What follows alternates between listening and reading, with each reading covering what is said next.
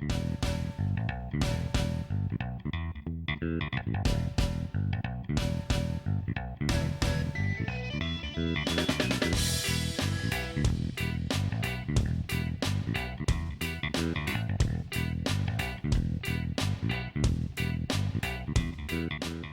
to Sweethearts or Rivals. I'm Charlotte. I'm Justin. What are we doing today?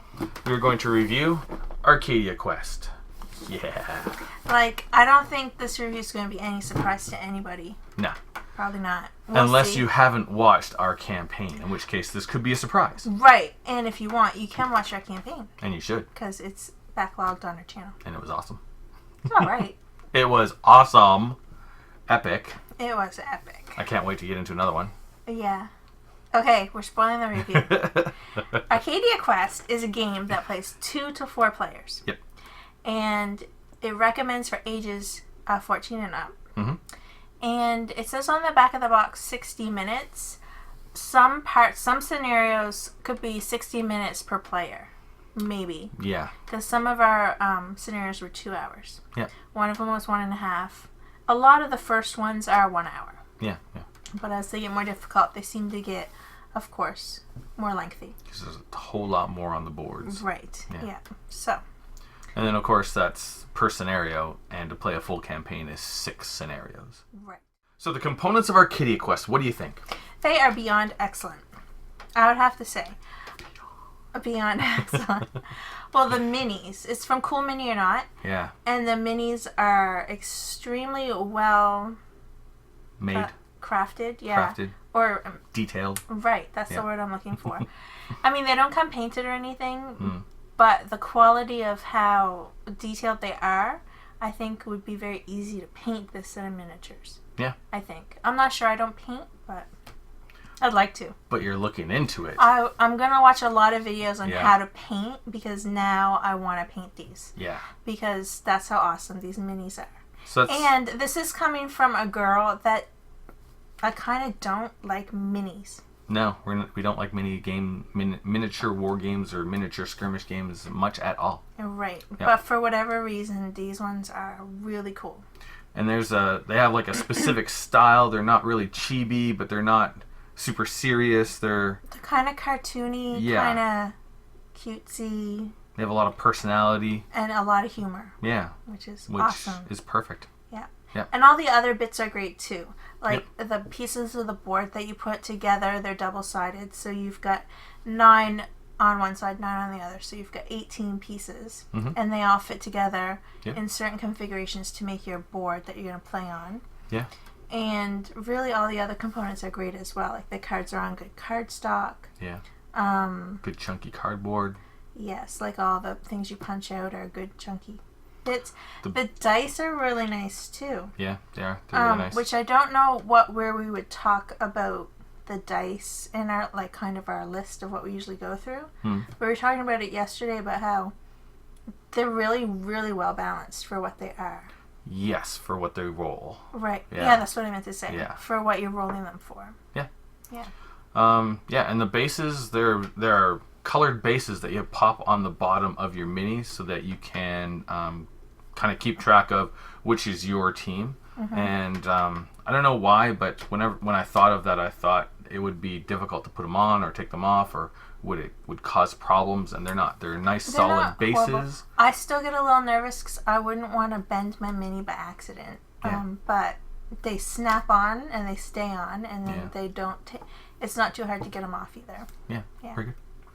Cool. So what would you say about the strategy versus tactics? It is a very interesting mix of all 3, which is kind of cool. Because we group luck in with that as well. Yep. There's some randomness with things like when you have a respawn, when there's a death track, and as the death track fills up with monsters you have vanquished, it fills up, and then all of them respawn onto the board. So there's quite a bit of luck with that. Mm-hmm. Which is interesting because of how the dice work. Right. So that's kind of interesting. There's the luck of when you are upgrading your characters in between scenarios. What gets dealt to you first. Yeah. Yeah. But there's some drafting in there to kind of help that. And when you're done drafting, you have twice as many cards as you can buy. So there's some randomness there, but right. But there's strategy there too. Yes, quite a bit. The tactics, of course, you are playing a minis game. People are running around the board, so of course you have to make a lot of tactical decisions on what is the best move for me right now. You can only move one of your characters at a time, and you have a guild of 3 characters. So which one do you move? Which 2 do you leave unactivated? Do you leave that one guy way behind, or do you spend a couple of rounds catching him up? So there's a lot of kind of tactical movement there. But it's all based on squares on the board, so movement is super easy. Yeah, it is. Compared to one of those other kind of minis games where you have to take like a real life ruler and measure, like he can only go 14.3 centimeters. Well, that's kind of fiddly. Oh, you touched that tree with the ruler and you moved it out of place. Oh, no, now everything's messed up. No, you don't have to worry about any of that stuff. It's just like 1, 2, 3, okay, I'm done. Move. Yeah. So really, really kind of simplified rules, but all the complexity comes in with all the special abilities your characters have, your equipment that starts off nice and easy and simple and escalates quite quickly to massive amounts of dice. And of course, once you get into some of the bigger boards that are just covered in monsters, a lot of the movement rules, triggering monster reaction rules, stuff like that. Seem very simple, but it can get complex, and everything you do has a lot of tactical and kind of strategic planning around it, which is awesome. And then, of course, as you're saying with the cards, when you're choosing the upgrades for your cards, there's only 3 that you can get every time you upgrade, and leveling your characters requires a lot of strategic thought. And also, how many cards you can get is how much money you have. So if you didn't have a lot of good luck in gaining money in that scenario, you could end up with 6 cards with 3 of them being really expensive and awesome. But you can only afford the 3 kind of not so good ones. Which there's a little bit of luck and randomness thrown in there as well. If you're just going to play one scenario of Arcadia Quest, it's going to be a quick, easy, fun little semi-cooperative skirmish game. And then that's going to be done. You're like, well, that was kind of fun. As soon as you play a campaign, it adds numerous numbers of levels to the strategy and the leveling up of your characters and making combos of cards that work together with powers, all that stuff. The campaign mode is awesome. I agree. And then I guess the last thing for the randomness and strategy and stuff would be the dice themselves and how they balance out for the rolling. So it's a 6-sided die, and 3 of those sides are swords. So you get a 50-50 chance of succeeding when you're rolling 1 die for swords. For melee, However, one side is also a crit, which counts as a success. But it counts as a success for a sword or for a bow. And the other 2 sides are bows. So bows are a little less likely to succeed. And you also get to re-roll any critical hits. So there's like a 1 in 6 chance of getting a success that you can then roll for another chance of success. So it's weird because there's a lot of dice games like this where you're chucking die to see if you succeed at stuff and just have a lot of frustration. Because you always fail. Or when you fail, you feel like you just wasted so much of your time and energy doing nothing. But in Arcadia Quest, the turns are super quick. So even if you do fail, it doesn't mean you've wasted a ton of time. And there's a good chance, especially with special abilities, that you might not do something amazing, but you still do something. You do something.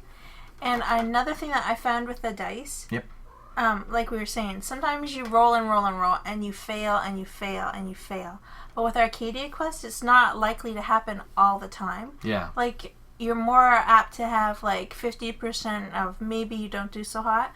But man, that other 50%, when you keep rolling crits the whole time and you keep adding dice, that balances out the frustration you feel with rolling poorly like those other times. Yeah. To like how awesome it is to like roll those dice and you just keep getting like crit. It's a very simple, easy, but rewarding and satisfying system. Yeah. Which I really like. Cool. So that was a whole lot on strategy and all the randomness and stuff. Right. But what about the complexity of Arcadia Quest? The complexity.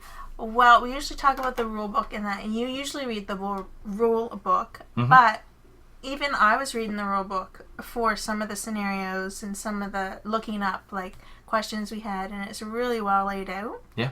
And they use a language that's really, I don't know, it's really easy to understand. Yes. Yeah. Yep.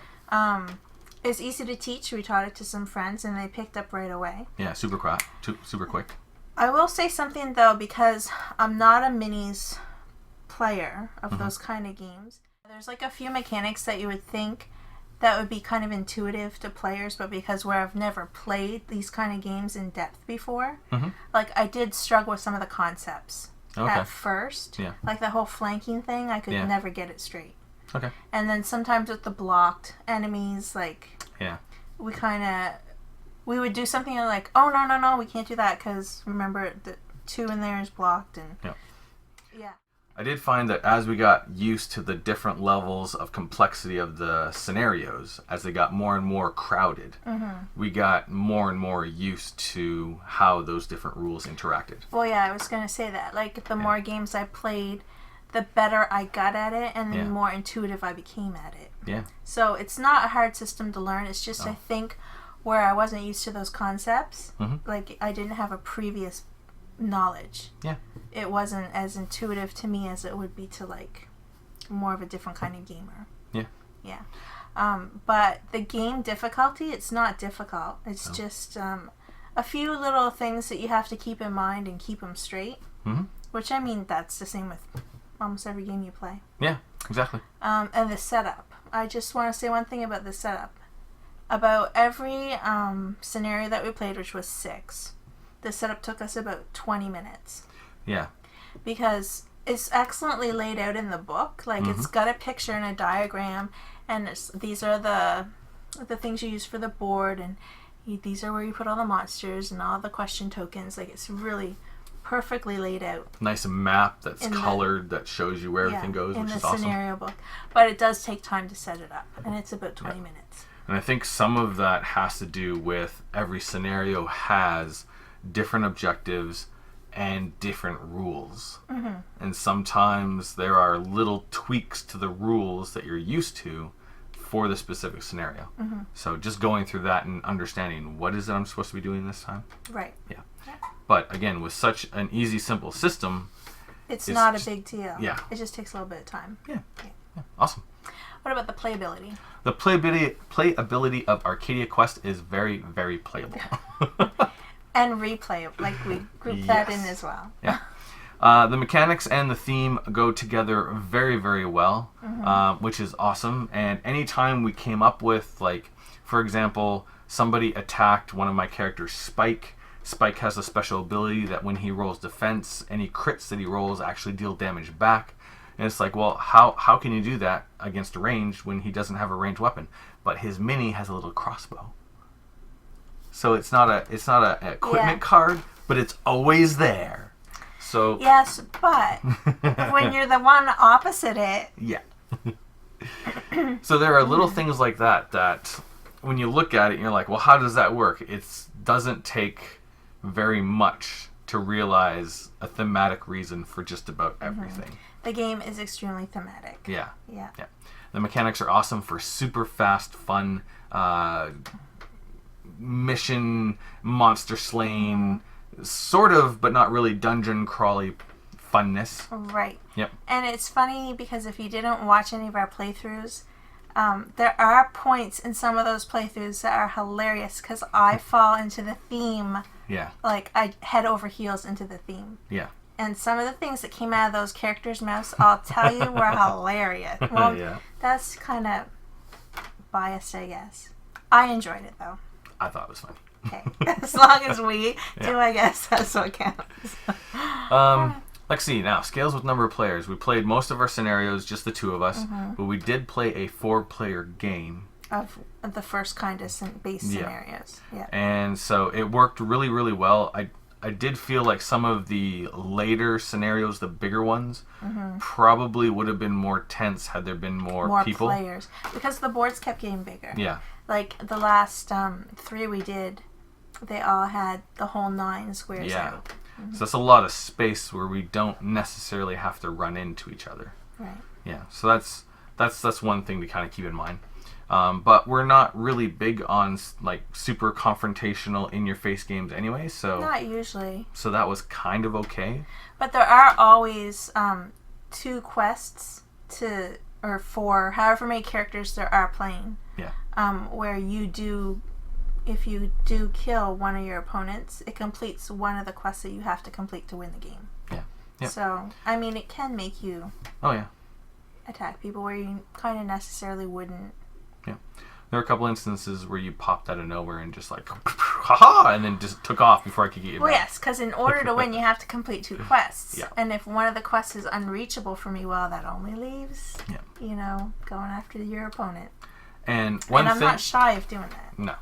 And one thing about that this actually just brings up that is really important to know is when one of your character dies in the game, all it takes is, like, every now and then you have to rest your guild so that all your actions become available again.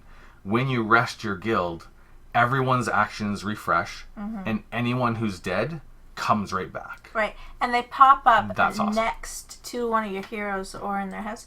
So I just envisioned, like, they kind of didn't die. They maybe got knocked out. Sure. And then, like, Spike was dragging, like, Hobbs Bottom or whatever his name was along with him. There you go. He's like, come on, Hobbs, I'll take you until you wake up. Yeah. And then, like, he rested and, like, what was that guy's name? Hobbs Bomb? It's Hobbs Bomb. Hobbs Bomb. Not Bottom. Pops back. I'm alright. I feel much better. Yeah. So sometimes when you're playing a kind of skirmish or a minis game and your people are dying, it can get frustrating because your people are dying. Yeah, for this, when someone dies, that's not that big of a deal. Right, because there's other ones, like, if someone dies, they're dead. Yeah. Forever. Yeah. Until for this, the next game. Not so much. No. So that's awesome, which also makes it really, really, really replayable. The biggest part of the replayability of this are all the scenarios, the variable setups, goals, all that. I'm pretty sure if we went on the Board Game Geek, we could probably find some scenarios written for what we have here to make our own, because we've already played 6 out of the however many there are. Right. So there's that, but the campaign mode where your character, your guild is leveling up with new equipment, that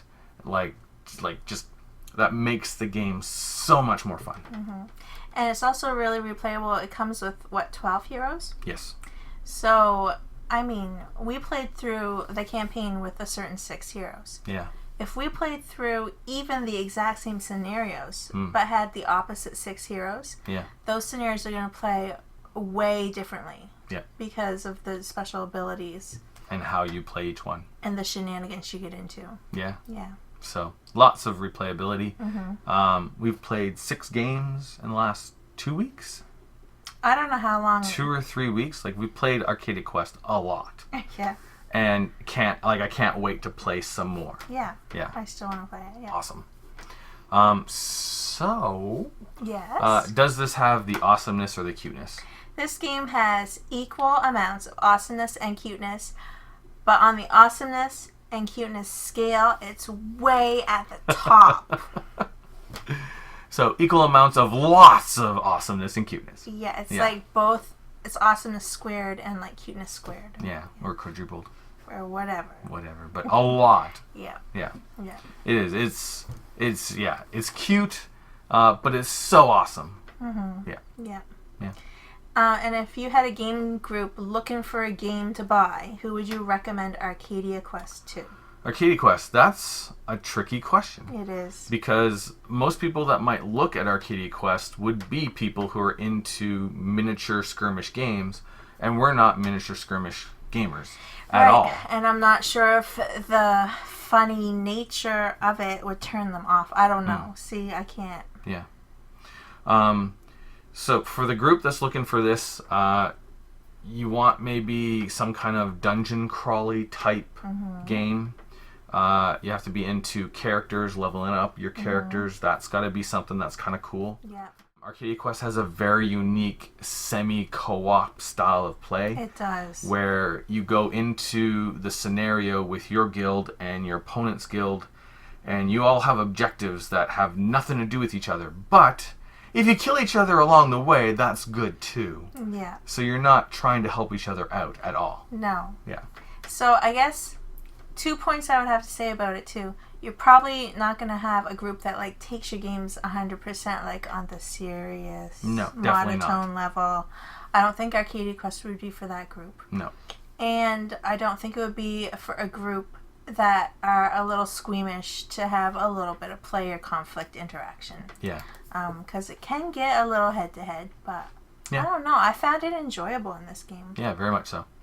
And the theme, if you're into a very kind of high fantasy theme style play, that if you're into a game that the theme can kind of take you over, then maybe Arcadia Quest is something you look into. Because there were plenty of decisions in the game that, to the camera, I was like, okay, strategically, I should probably do this. Oh, yes. But it would be so awesome if I could do this instead and get away with it. We had a lot of those kind of discussions. And then ran off to like get the like glorious awesomeness that might not work. Right. But yeah.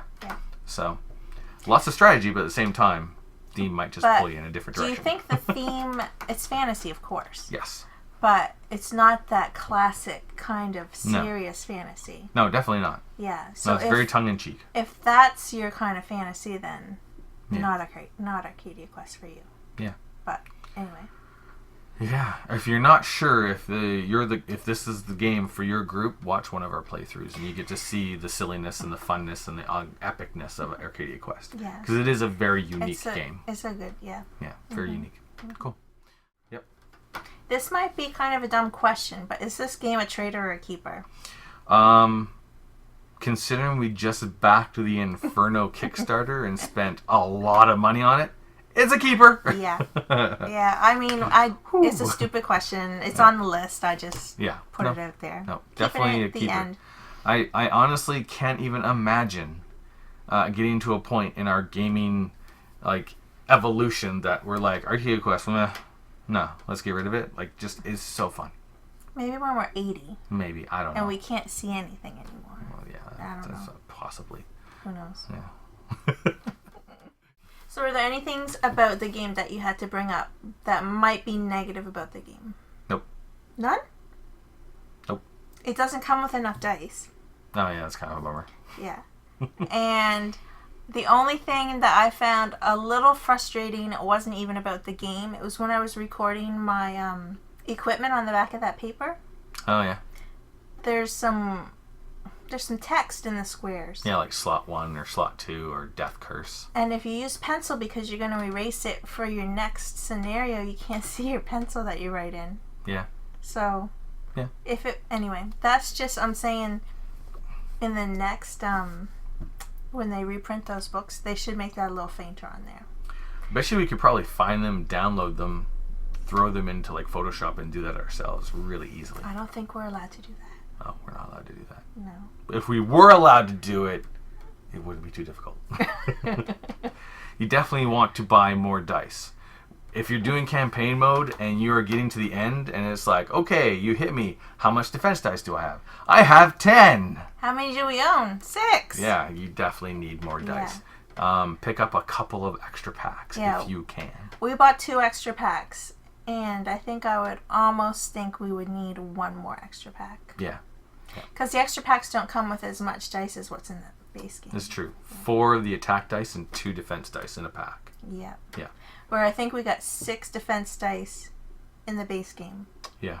I can't remember how many attack dice. Anyway, get yourself 2 extra packs of dice. That's good for now. And then when your Kickstarter comes in, you'll be set. There you go. Yeah. Nice. Yeah. So, did we finish this game as sweethearts or rivals? We finished this game as rivals. Absolutely. I think. I don't know. I'm a little like not as rivalry It doesn't have as much rivalry as some Rivals games for me. I'm not upset when I lose. I'm not upset when I lose either. Because I had such a good time. Right. And that's why I'm not full tilt rival. Yeah. Yeah. But at the same time, it's like, I'm just going to do this. And you're like, wait, you're just about to kill that person. And if I do this, this, and this, I can, like, sneak that kill away from you. Aha! And you do it. And it's just like, now I got to go get you and take my tokens back. I'm going to go steal your treasure. Yeah. Yeah. Yeah. So it's definitely a rivalry game that promotes that kind of going after each other, but not in any kind of, I'm really frustrated that just happened. Oh, I can't believe you just beat on me again. Like, I don't know. It's, none of that. Yeah. Like, you'll see if you watch any of the playthroughs, there's some points where my characters were, I find, a little bit weaker than yours. Yeah. So I did have some frustration, but I mean, it just takes that next turn to turn it around again. Yeah. So. And there's a playing curve to that, just knowing how to, like, trying to build a well balance, because you didn't have any major fighters in your group. I didn't. Yeah. No, I kind of made a mistake when I chose my party, but that's okay. Yeah. It was still fun. It was, like, tons of fun. Yeah. Anyway, that is Arcadia Quest. It is. Thanks for watching. We'll see you in the next video. Laters.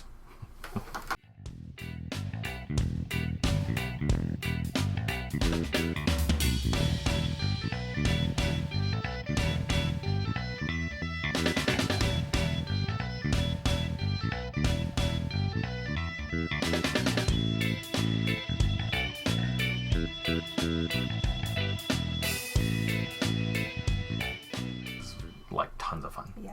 Yeah. Awesome. We better tie this video up. It's probably like another hour long. Yeah, because we're just rambling about how awesome this game is. Yeah. We're going to have like a mini review to go. Like, if you don't want to watch the long one, here's the mini one. It's just like, buy it. Oh, really? Sure. I'm not editing that. No.